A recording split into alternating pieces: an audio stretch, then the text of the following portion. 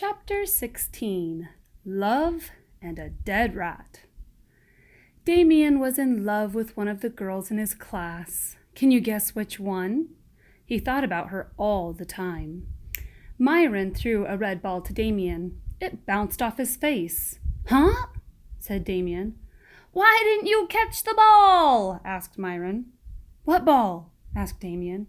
"The one that hit you in the face," said Myron. "Did a ball hit me in the face?" asked Damien. "Yes," said Myron. "Oh, good," said Damien. "I was wondering why my nose hurt." He had been thinking about the girl he loved. He was in love with Mrs. Jules. That was why he was always doing things for her, like passing out papers. He thought she was very pretty and nice. He thought she was smart, too. In fact, he thought she was one of the smartest people in the class. After recess, he hurried back up the stairs. "Hello, Damien," said Mrs. Jules. "Hello, Mrs. Jules," he said. "You're always the first one here, aren't you?" asked Mrs. Jules. Damien blushed and shrugged his shoulders. "Do you need any papers passed out or anything?" he asked. "It's so nice of you to ask," said Mrs. Jules. "I think you're nice too," said Damien. Mrs. Jules gave him a stack of workbooks to hand out. Then she gave him a Tootsie Roll Pop from the coffee can on her desk for being so helpful. "But don't eat it until after lunch," she said. "I won't," he assured her. He ate lunch with Myron and DJ. He saved his Tootsie Roll Pop for last. Joy and Mauricia came up behind him. "Hi, Damien," said Joy. "How's your girlfriend?" "What?" asked Damien. He turned red. "Who are you talking about? I don't have a girlfriend." "You're in love with Mrs. Jules," accused Mauricia. "You better watch out," said Joy. "Mr. Jules might come after you." The two girls laughed. "I don't know what you're talking about," said Damien. "I'm not in love with Mrs. Jules." He looked to his friends for support. Myron shrugged. DJ smiled. "Prove it," said Joy. "Prove you're not in love with her." "That's stupid," said Damien. "How can I prove I'm not in love with Mrs. Jules?" "Give her this," said Joy. She handed Damien a paper bag. "Your lunch?" asked Damien. "Look inside," said Mauricia. Inside the paper bag was a dead rat. Damien knew Mrs. Jules hated dead rats more than anything in the world. "Put it in her desk," said Joy.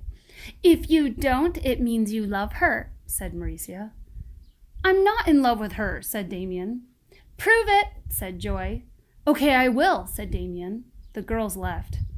"You don't have to put the dead rat in her desk," said DJ. "We don't care," said Myron. "You think I'm in love with her too, don't you?" asked Damien. Myron shrugged. DJ smiled. "Some friends you are," said Damien. "I'll show you." After lunch, she was the first one back in class. He carried Joy's paper sack. "Hello, Damien," said Mrs. Jules. "Did you have a nice lunch?" "It was all right," he muttered.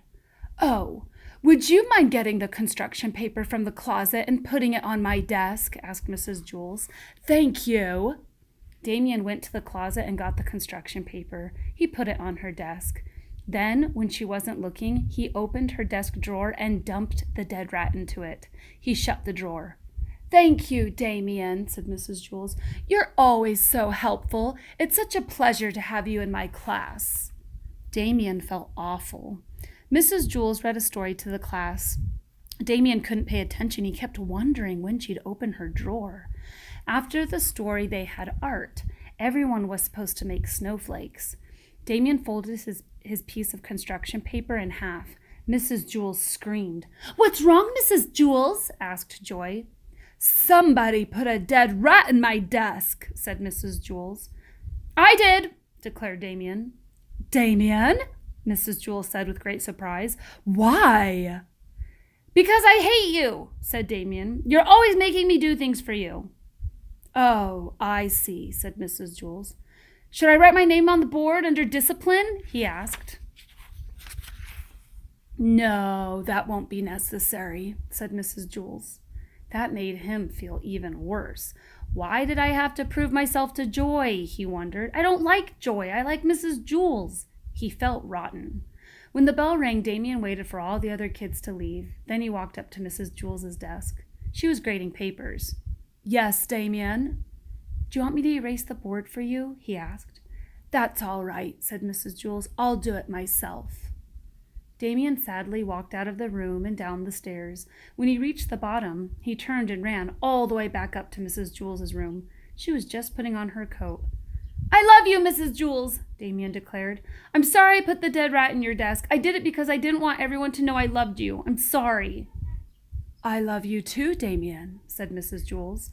"You do? But what about Mr. Jules?" "Just because I love Mr. Jules, it doesn't mean I can't also love you. Love is different from most things." She picked up a piece of chalk. "If I gave my piece of chalk to someone, then I wouldn't have it anymore.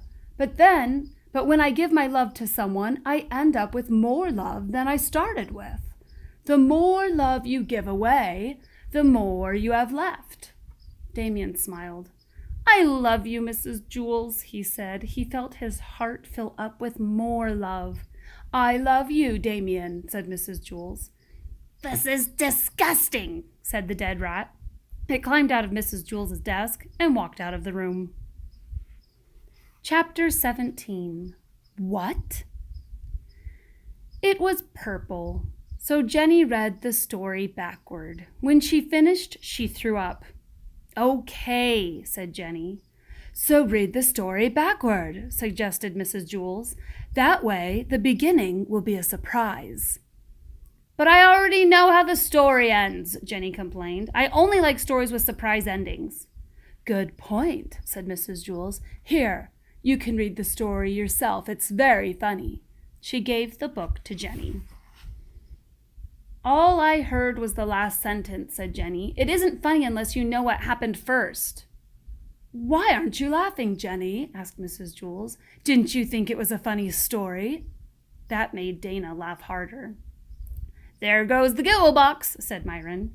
Everybody laughed, except for Jenny. Dana laughed hysterically.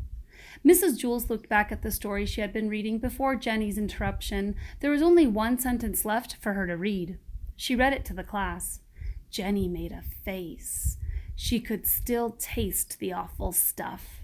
"And next you'll drink your prune juice more quickly," said Mrs. Jules. Jenny sat down. Mrs. Jules waited for Jenny to sit down. Jenny wrote her name on the blackboard under the word discipline. "Well, that's no excuse," said Mrs. Jules. "Now go write your name on the blackboard under the word discipline." "I couldn't leave the table until I finished it," explained Jenny. "And then I missed the bus." "What does prune juice have to do with anything?" asked Mrs. Jules. "Because I hate prune juice," Jenny griped. "Why are you late?" asked Mrs. Jules. "I can't hear you," said Jenny. "I better take off my helmet." She took off her helmet. "Take off your helmet," said Mrs. Jules. "What?" asked Jenny. "Why are you late?" asked Mrs. Jules. Jenny caught her breath. "What?" she asked. She couldn't hear too well because she was still wearing the motorcycle helmet. Mrs. Jules looked up from the story she had been reading to the class. "You're late," she said. She hopped off the bike in front of Wayside School and charged up the stairs. Her stomach was still going up and down as she opened the door to Mrs. Jules's room. She put on her helmet. Then her father drove her to school on the back of his motorcycle. It was a very bumpy ride. "Put on your helmet," said her father. "I'll drive you to school on the back of my motorcycle." "I missed the bus," Jenny grumbled. "What are you doing home?" asked her mother. She finally got it all down, then hurried as fast as she could to the bus stop. When she got there, the bus was just pulling away. She sighed, then turned around and ran all the way back home. Her mother wouldn't let her leave the breakfast table until she finished her prune juice. It took her forever. She hated prune juice more than anything in the world. One day, Jenny was late for school.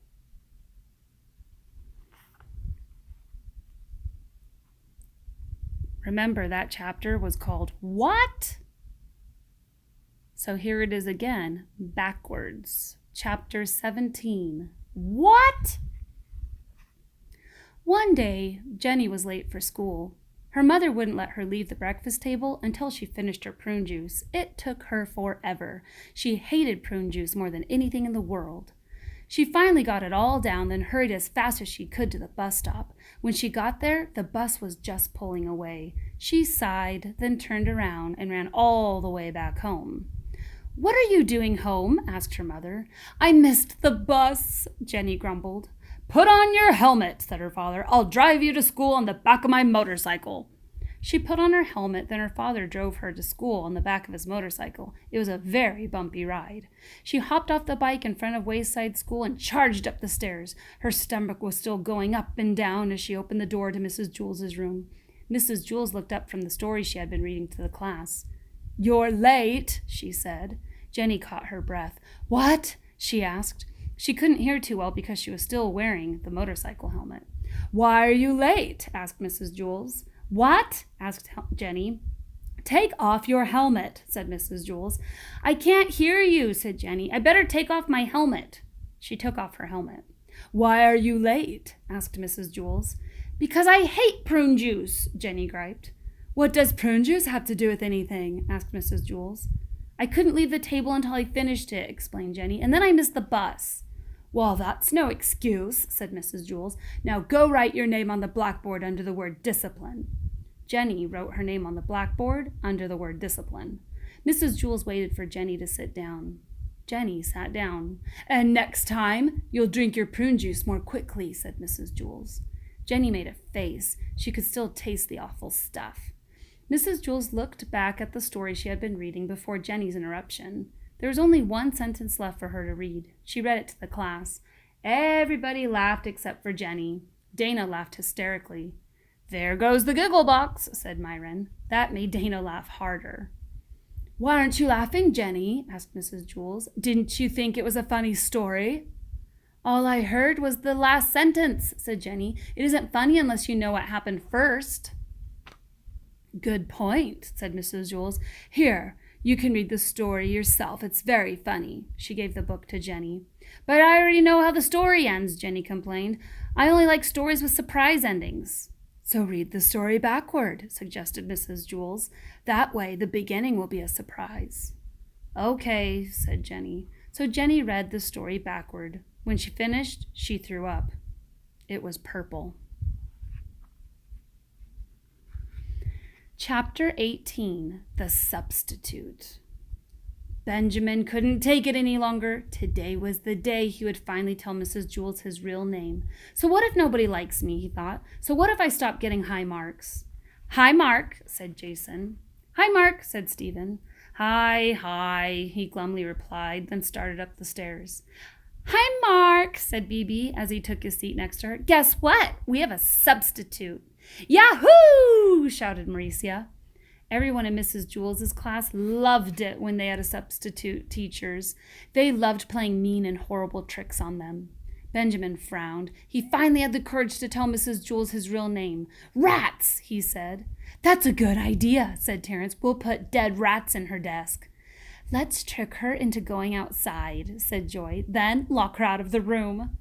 "But what if she tells Mr. Kidswatter?" asked Eric Fry. "So what?" said Joy. "She'll have to go all the way down to the office and then all the way back up. By then we'll unlock the door. Mr. Kidswatter will think she's bonkers." Benjamin looked at the substitute teacher sitting at Mrs. Jules's desk. She looked like a nice lady. She wore tiny spectacles and had long gray hair tied in a ponytail. He felt sorry for her, and he felt sorry for himself. "I was going to tell Mrs. Jules my name," he thought. "I really was." The substitute stood up and walked to the center of the room.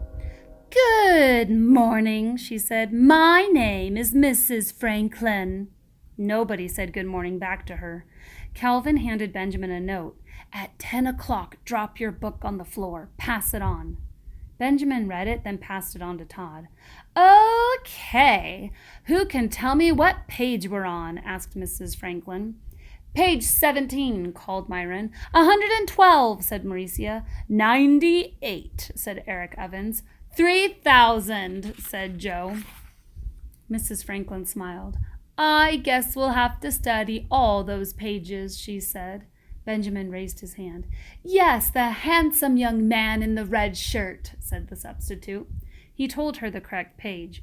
"We're on page 102, he said. Thank you, said the substitute. And what is your name, please? Benjamin thought a moment. He looked around the room, then boldly told the truth. My name is Benjamin, he stated proudly. Several kids snickered. Thank you, Benjamin, said the substitute. There were more snickers. You're welcome, said Benjamin. He felt good, even if the other kids were laughing at him. Mrs. Franklin asked a question from page 102. Jason answered it correctly. Very good, said the substitute. And what is your name, please? Jason looked around. Benjamin, he asserted. Half the class giggled. Thank you, Benjamin, said Mrs. Franklin. The other half giggled. Dana answered the next question. And what's your name? Mrs. Franklin asked Dana. Benjamin, Dana blurted, then fell giggling onto the floor. Thank you, Benjamin, said the substitute. Everyone was hysterical. My, it is certainly a pleasure to teach such happy students, said the substitute. Who knows the answer to question 4? They all raised their hands. They all wanted to tell the substitute their names were Benjamin. They were having so much fun they forgot to drop their books at 10 o'clock. At recess, everyone congratulated Benjamin on his great trick. You're a genius, Mark, said Todd. Benjamin is such a funny name, said Jason. How'd you ever think of it? But my name really is Benjamin, said Benjamin. So is mine, said Stephen. Mine too, said Leslie. They all laughed. Do you think she really believes we're all named Benjamin? Asked Eric Evans. Probably, said Joyce. She's so stupid.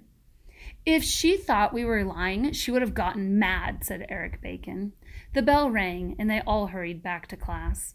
After recess was social studies. Who would like to read? Asked Mrs. Franklin. Every hand went up. Okay, Benjamin, said Mrs. Franklin as she pointed at Dana. Everyone laughed. Dana giggled a few seconds, then got control of herself and read from the book. Thank you, Benjamin, said the substitute when Dana finished reading. Okay, Benjamin, you may read next, she said, pointing at Terence. Everyone laughed. It was the first time all year Terence had volunteered to read.